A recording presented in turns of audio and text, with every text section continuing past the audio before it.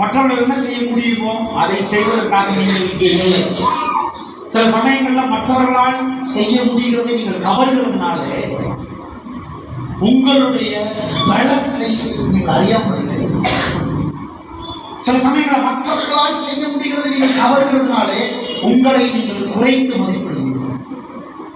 உங்களால் என்ன செய்ய முடியும்? கடவுள் உங்களால் சிலவற்றை செய்ய முடியும் என்றே உங்களை இப்படி டிசைன் பண்ணுகிறது. என்னால் செய்ய முடிந்ததை உங்களால் செய்ய முடியாது. நான் சொல்கிறேன், உங்களால் செய்ய முடிந்ததை என்னால் செய்ய முடியாது.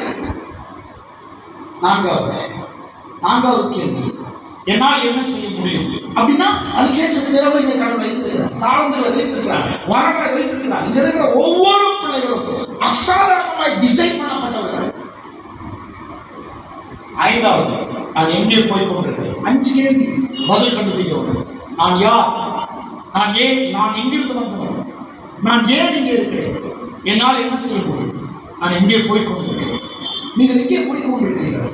நான் சொல்லுகிறேன், எங்கிருந்து வந்தீர்களோ அங்கே போய் கொண்டிருக்கிறீர்கள். இடைப்பட்ட காலத்திலே இந்த பூமியிலே நீங்கள் வேண்டும் என்று கடவுள் உங்களை படைத்திருக்கிறார். கடவுள் நீங்கள் வேண்டும் என்று இந்த பூமியில வைத்திருக்கிறார். 4 அறிவு, 5 கேள்வி, 4 காரியங்களை நீங்கள் ஜெயிக்க வேண்டும். சொல்லி நான் புரியாது. 4 காரியங்கள் நீங்கள் ஜெயிக்க வேண்டும். 1, ஃபர்ஸ்ட் நீங்க ஜெயிக்க வேண்டிய, நாம் ஜெயிக்க வேண்டிய 1 ரிலீஜியன், மதத்தை ஜெயிக்க வேண்டும். மத ரீதியான போக்கை நாம் ஜெயிக்க வேண்டும். பிகாஸ் மதம் நம்முடைய வாழ்க்கை பிரச்சனைக்கு சொல்யூஷனை தர முடியாது. எந்த மதமும் தர முடியாது. கடவுளும் கடவுளுடைய வார்த்தை மட்டும்தான் நாம் இந்த உலகத்தில் வாழ்வதற்கு ஜெயிக்க உதவி செய்யும்.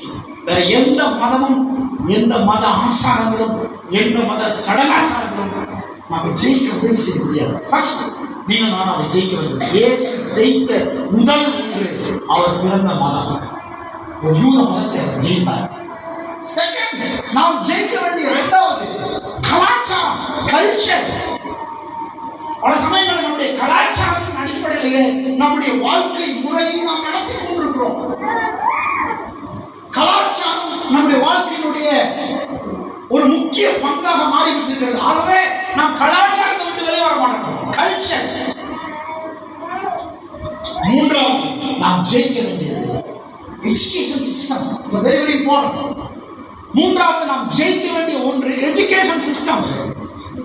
பல சமயங்கள் நம்ம நினைக்கிறோம், நல்லா பண்ணீங்க, நல்லா பண்ணீங்க, வெரி வெரி இம்பார்ட்டன்ட். நாம நினைக்கிறோம் எஜுகேஷன் சிஸ்டம் தான் நம்முடைய வாழ்க்கைக்கு நோக்கத்தை தருகிறது நினைக்கிறோம். எஜுகேஷன் சிஸ்டம் நம்முடைய வாழ்க்கைக்கு நோக்கத்தை தருவதில்லை.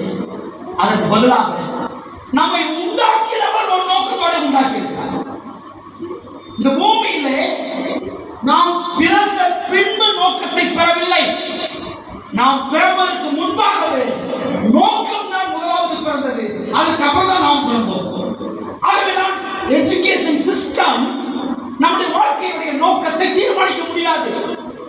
பல சமயங்களில் நம்முடைய வாழ்க்கையுடைய டெஸ்டினேஷனை எஜுகேஷன் சிஸ்டத்தில் வச்சிருக்கோம். அல்லவனே, நான் அடிக்கடி சொல்லுவேன், நீங்க நல்லா படிச்சீங்கன்னா டாக்டர் ஆகி வியாதிகளை சரி பண்ற டாக்டர் ஆகலாம். ஆனால் கடவுளுடைய நோக்கத்தை நீங்கள் தேடுவீர்களானால் செத்து போன உயிரோடு இருக்கிறவங்க மாட்டோம். இயேசு என்ன எஜுகேஷன் சிஸ்டத்தை வளர்ந்தா நினைக்கிறீங்க? பைபிள் சொல்லுது, கல்வி அறிவில்லாதவர். இவருக்கு எப்படி இவ்வளவு காணும்? எஜுகேஷன் சிஸ்டம் நம்முடைய வாழ்க்கையுடைய பிரம்மாண்டமான நோக்கத்தை ஒரு வட்டத்துக்குள்ள போட்டு அடைச்சிருச்சு. இன்ஜினியர், டாக்டர், வக்கீல் ஒரு வட்டத்துக்குள்ள அடைச்சிருக்கு. அவங்க நினைக்கிறாங்க, நான் இந்த பூமியில வாழ்க்கை நாட்கள் ஒரு வக்கீலா இருக்கிறதா எனக்கு மேன்மை, டாக்டரா இருக்கிறதா எனக்கு மேன்மை, சயின்டிஸ்டா இருக்கிறதா மேன்மை. இயேசுக்கு எந்த பட்டமும் இல்லை. பட் செத்து போனவங்க உயிரோடு இருக்கிறார். குஷ்டரோகிகளை சுத்தமாக்கினார். எஜுகேஷன் சிஸ்டம் உங்களுடைய வாழ்க்கையுடைய நோக்கத்தை நஷ்டம் பண்ண முடியாது. ஒரு வட்டத்துக்குள்ள அடைச்சிடுறாங்க. அதனால தான் நான் சொல்றேன், ஒண்ணு ரிலீஜனை நீங்க ஜெயிக்கணும். செகண்ட், ஜெயிக்க வேண்டியது கல்ச்சர், கலாச்சாரம். மூன்றாவது எஜுகேஷன் சிஸ்டம். நான்காவது கடைசியா சூழ்நிலைகள், சவால்கள், பிரச்சனைகள். நான் சொல்லுகிறேன், சூழ்நிலைகளை விட, சவால்களை விட, பிரச்சனைகளை விட நீங்கள் பெரியவர்கள்.